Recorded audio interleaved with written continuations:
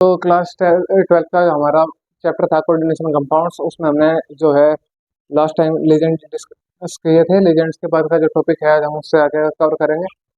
हमने जो किए थे वो थे टाइप्स ऑफ लेजेंड्स। अब टाइप ऑफ लेजेंड्स जो थे हमने बेटे दो तरीके से क्लासिफाई करते हैं हम टाइप्स ऑफ लेजेंड्स को। एक जो है हम क्लासिफिकेशन करते हैं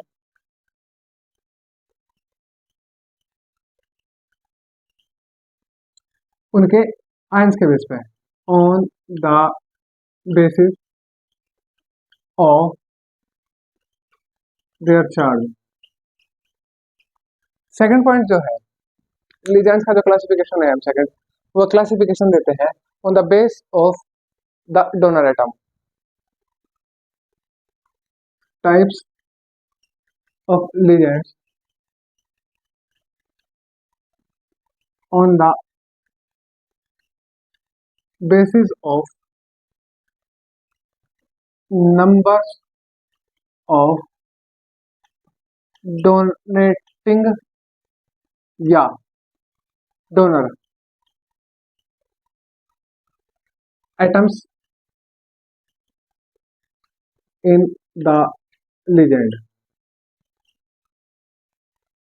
ये दो टाइप है बेटे क्लासिफिकेशन के लीजेंड्स के। अब इन दो टाइप के जो क्लासिफिकेशंस है हमने पहले वाला क्लासिफिकेशन कर लिया था, एक बार उस छोटा सा उसका जो है रिव्यू कर लेंगे हल्का सा। जो बेटे चार्जेस के बेस पर लीजेंड्स के टाइप हैं वो हमारे पास तीन टाइप हैं। पहला टाइप है नेगेटिव लीजेंड, दूसरा टाइप है हमारे पास न्यूट्रल लीजेंड, और जो तीसरा टाइप है हमारे पास, जो तीसरा रेस्पेक्ट है वो होता है हमारे पास पॉजिटिव लीजेंड। एक्चुअली बुक्स वगैरह में अब मैं जहाँ भी हम पढ़ेंगे, जहाँ से भी पढ़ेंगे, जिस सोर्स के थ्रू चलेंगे, ये दो टाइप के हमें लीजेंड दिखाई देंगे, है ये भी, बट एक्चुअल में ये कहीं यूज नहीं होते। ओके बच्चा, तो अब जो है बेटे हम निगेटिव लीजेंड्स के एग्जांपल्स देखते हैं। निगेटिव लीजेंड्स ऐसे लीजेंड्स होंगे जिनके ऊपर इलेक्ट्रॉन का पेयर होगा और वो इलेक्ट्रॉन पेयर चार्ज कंटेन करेगा। वो इलेक्ट्रॉन पेयर्स डोनेट कर दिए जाएंगे सेंट्रल मेटल एटम को और वो चार्ज ट्रांसफर हो जाएगा। फॉर एग्जांपल जैसे क्लोरीन है, क्लोरीन के ऊपर एक लोन पेयर है निगेटिव चार्ज के साथ, या अगर हम कहें एसीटेट ग्रुप है, इसके ऊपर जो है दो नेगेटिव चार्जेस हैं, इनके ऊपर जो लोन पेयर्स हैं जिसकी वजह से नेगेटिव चार्ज क्रिएट हुआ, वो लोन पेयर्स ट्रांसफर हो जाते हैं मेटल एटम को, और मेटल एटम के ऊपर ये इलेक्ट्रॉन्स ट्रांसफर होने की वजह से मेटल की जो ऑक्सीडेशन स्टेट है वो कैंसिल होती है, और ऑल ओवर जिस टाइप का लीजेंड होगा उस टाइप का इफेक्ट हमें दिखाई देगा। न्यूट्रल एजेंट्स कौन से होंगे? न्यूट्रल एजेंट्स भी होंगे जिनके ऊपर किसी भी तरीके के चार्ज का फॉर्मेशन नहीं होता, उसके बावजूद भी उनके ऊपर जो है नंबर ऑफ लोन पेयर्स होते हैं, like as H2O, like as NH3, water and ammonia. Positive ligands, positive ligands ऐसे लीजेंड्स होते हैं जिनके ऊपर पॉजिटिव चार्ज होता है, यानी कि जो अपने एक इलेक्ट्रॉन का या एक से ज्यादा इलेक्ट्रॉन को डोनेट करने के बाद पॉजिटिव चार्ज एक्वायर करते हैं, और फिर जो रिमेनिंग लोन पेयर्स होते हैं उन रिमेनिंग लोन पेयर्स को मेटल को डोनेट करने के साथ साथ ये कोऑर्डिनेशन कंपाउंड के फॉर्मेशन में काम करते हैं, like as NO positive and NO2 positive. अब बेटे बात करते हैं हम, जो हमारे सामने डिस्कशन हुआ ये, इस सब के बाद अब बात करते हैं हम इसके बाद बेटे जो जो डोनेटिंग एटम के बेस पे हमारे पास टाइप्स ऑफ लीजेंड्स हैं वो हमारे पास बहुत सारे हैं, वन बाय वन करते चलते हैं। पहला जो टाइप आया वो आया यूनिडेंटेड।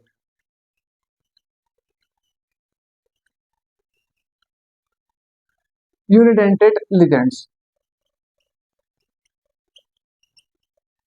यूनिडेंटेड लीजेंड्स क्या होंगे? यूनिडेंटेड लीजेंड्स वे लीजेंड्स होंगे जिनके ऊपर एक शेयरिंग लोन पेयर होगा, यानी कि ऐसे लीजेंड्स जो केवल और केवल एक ही लोन पेयर को शेयर कर सकते हैं, ऐसे लीजेंड्स होते हैं यूनिडेंटेड। लाइक एज, या अगर हम डेफिनेशन के थ्रू चले तो ये होगा the legends which can coordinate only one pair of electrons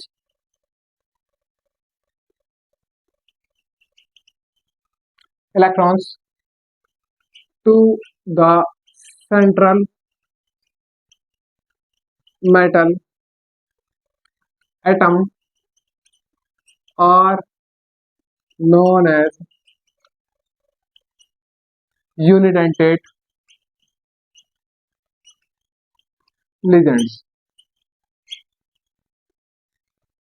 ठीक है बच्चों, वे होंगे यूनिडेंटेड लिगेंड्स। अब अगर हम एग्जांपल्स की बात करें इनकी, तो एग्जांपल्स क्या क्या होंगे इनके? बेटा जो एग्जांपल्स हैं इनके वो है क्लोरीन, नेगेटिव चार्ज के साथ क्लोराइड हो गया, ब्रोमाइड हो गया, आयोडाइड हो गया, और हमारे पास फ्लोराइड हो गया, एटसेट्रा। सेकंड टाइप है बेटे वो है डाइडेंटेट्स। डाइडेंटेट्स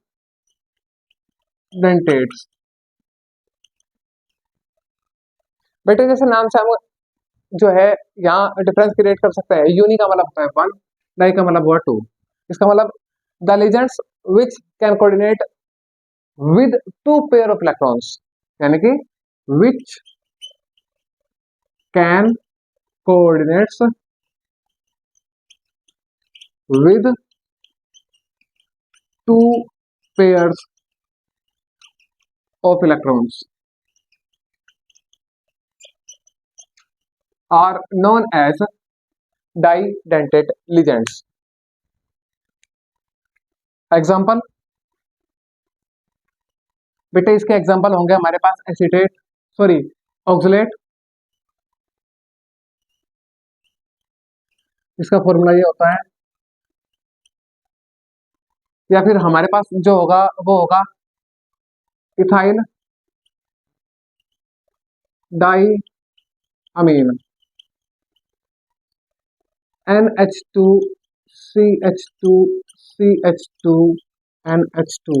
बेटे इसमें जो डोनेटिंग एटम्स हैं वो है नाइट्रोजन, यहाँ डोनेटिंग एटम्स हैं ऑक्सीजन, और यहाँ ये खुद ही डोनेटिंग एटम्स है यूनिडेंटेट के अंदर।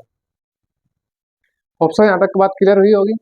इसके बाद जो हमारा तीसरा पॉइंट है वो तीसरा पॉइंट है हमारा ट्राइडेंटेट्स। बेटे हमारे पास जो है वो है ट्राइडेंटेट।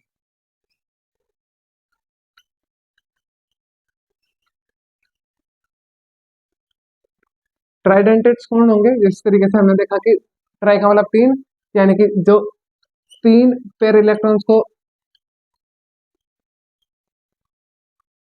यूज करेंगे कोऑर्डिनेशन के लिए। इसी तरीके से बेटे हमारे पास जो है टेट्राडेंटेट्स होंगे। इसी तरीके से हमारे पास पेंटाडेंटेट्स होंगे, और इसी तरीके से हमारे पास हेक्साडेंटेट्स होंगे।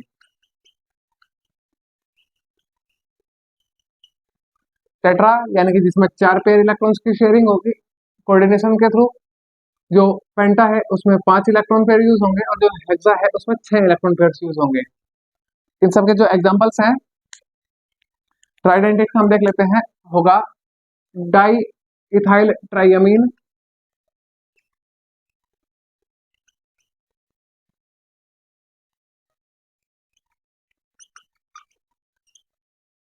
Die ethyl triamine. जो टेट्राडेंटेट है उसका होगा try ethyl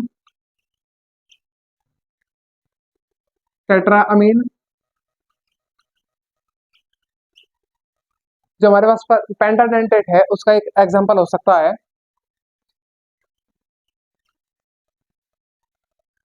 ethyl डाईअमीन try acetate. और जो हमारे पास हेक्साडेंटेट है उसका हो सकता है इथाइल डाईअमीन टेट्रा एसीटेट। एक बार इनका फॉर्मूला देखते हैं बेटे। जो है ethyl di sorry di ethyl triamine, जो ये है इसका फॉर्मूला होगा NH2 CH2 CH2 NH CH2 और NH2। बेटे ये है ट्राइडेंटेट का फॉर्मूला। इसके अंदर नंबर ऑफ डोनेटिंग एटम्स 3 है। जो टेट्राडेंटेट है यानी कि ट्राई इथाइल टेट्रामीन, उसका फॉर्मूला ये है कि इसके अंदर एक इथाइल और एक अमीन मॉलिक्यूल ऐड होगा, यानी कि NH2 CH2 CH2 NH CH2 CH2 NH CH2 CH2 NH2। इसके अंदर नंबर ऑफ डोनेटिंग एटम्स बेटे हमारे पास है 4, इस वजह से ये हमारे पास हो गया टेट्राडेंटेट। अब जो बात आई पेंटाडेंटेट की, पेंटाडेंटेट हमारे पास है ethyl di amine tri acetate. देखते हैं ये क्या होता है बेटे। ये हो गया CH2 CH2 इथाइल। अगर यहां हम कर दे NH और यहां कर दे हम N, इसके साथ अगर हम COO निगेटिव और यहाँ एक COO निगेटिव ऐड कर देते हैं तो बेटा ये होता है ethyl di amine tri acetate. Number of donating atoms की अगर बात करें हम तो एक ऑक्सीजन, एक नाइट्रोजन, दूसरा ऑक्सीजन और तीसरा ऑक्सीजन। यहाँ 5 डोनेटिंग एटम्स है, इस वजह से बेटे ये है पेंटाडेंटेट।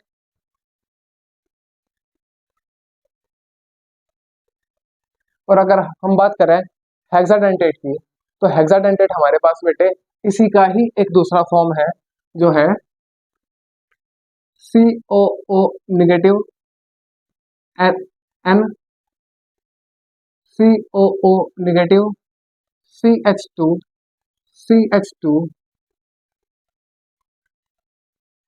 N COO negative and COO negative. यहाँ जो डोनेटिंग एटम्स है बेटे 1 2 3 4 5 और 6 है। इस वजह से ये जो हमारे पास एग्जाम्पल आया, ये एग्जाम्पल हमारे पास है बेटे हेक्साडेंटेट का। और ये जो है इथाइल डाई अमीन टेट्रा एसिटेट, इसको हम EDTA भी बोलते हैं। क्लियर है यहाँ तक बेटे? ये थे types of ligands depending upon the number of donating atoms. Next topic है बेटे टाइप्स ऑफ कोऑर्डिनेशन एंटाइटीज या कोऑर्डिनेशन कॉम्प्लेक्सेस।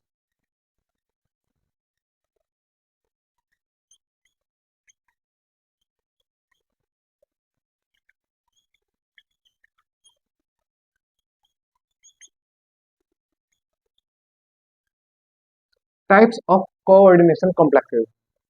जो कोऑर्डिनेशन कॉम्प्लेक्सेस है उसको क्लासिफिकेशन करने के भी हमारे पास 2 रास्ते हैं, एक लिगेंड्स के बेस पे और जो दूसरा है चार्ज के बेस पे। पहला सेपरेट कर लेते हैं sir, on the base of ligands. दूसरा जो क्लासिफिकेशन है वो है on the base of charge of ligand. Clear? दोनों जगह डिपेंड करता है लिगेंड के ऊपर, एक जगह चार्ज एक जगह टाइप या उसकी जो है अवेलेबिलिटी। बेटे जो अवेलेबिलिटी के बेस पे हमारे पास कोऑर्डिनेशन कॉम्प्लेक्सेस होते हैं वो होते हैं 2 तरीके के। कौन कौन से? ए होमोलैप्टिक कॉम्प्लेक्स।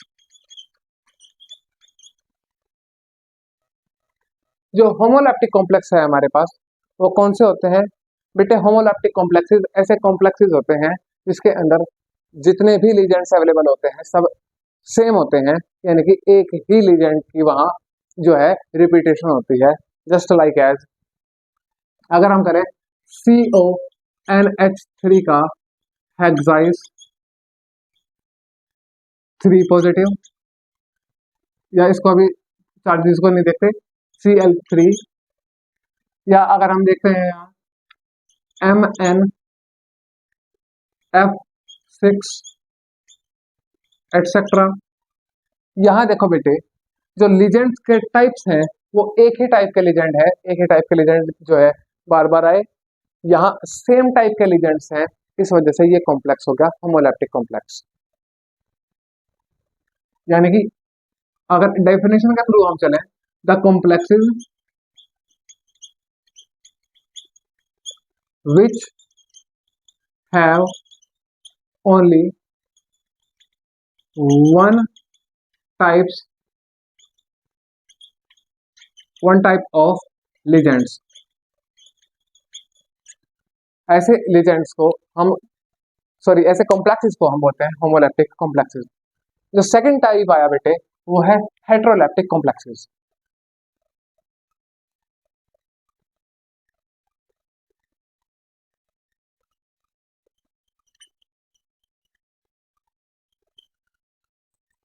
अच्छा देखो, होमोलैप्टिक में और हेट्रोलैप्टिक में क्या डिफरेंस होगा? होमो का मतलब होता है सेम, हेट्रो का मतलब होता है डिफरेंट। यानी कि ऐसे कॉम्प्लेक्सेस होंगे जहां लीजेंड्स सेम नहीं होंगे, अलग अलग होंगे।